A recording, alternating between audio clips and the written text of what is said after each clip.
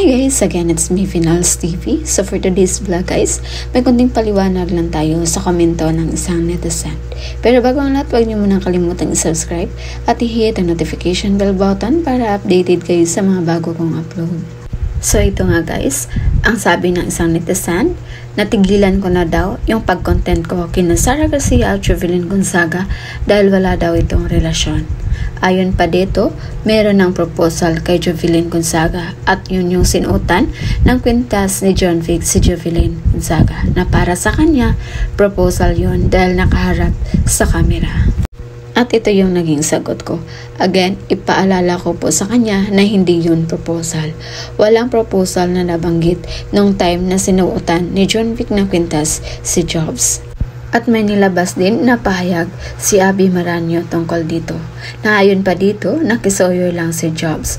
Dapat siya sana ang maglagay nun pero hindi pa siya tapos kumain.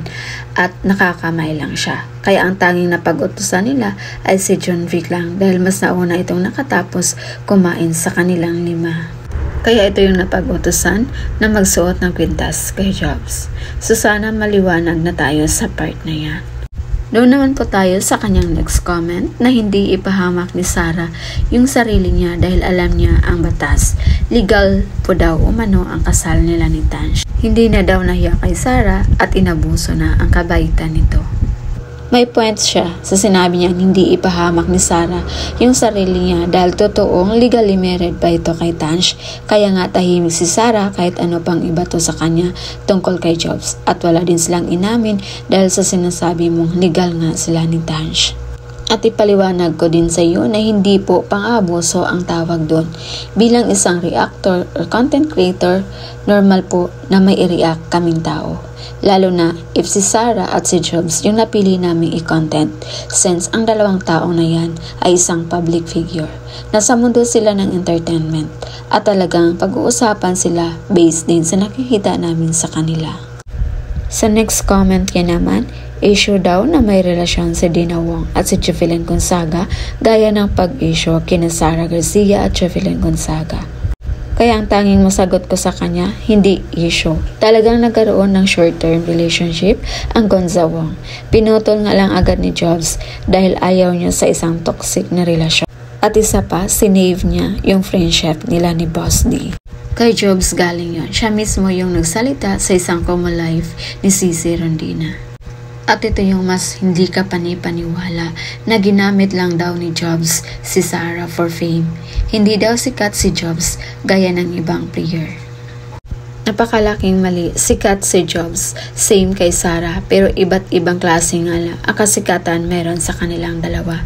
Si Jobs sa larangan ng volleyball community at si Sara naman bilang isang sikat na YouTuber. Pero yung sabing ginamit ni Jobs si Sara, fake yun dahil in fairness, isa si Jobs sa tumulong kay Sara sa pag-process ng pag-move on. In what way na ginamit ni Jobs si Sara?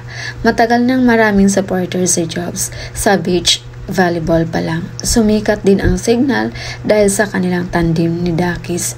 Bago tumunog ang Team Jora, mas matunog po ang Gonzakis kaya mali po yung sinabi niyong ginamit ni Jobs si Sara.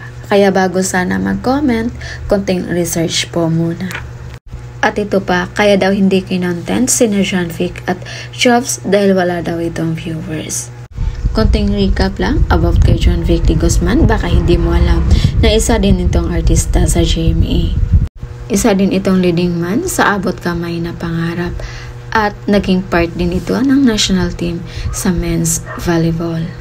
So sana yung mga sinasabi ko dito ay nakadagdag kaalaman sa'yo.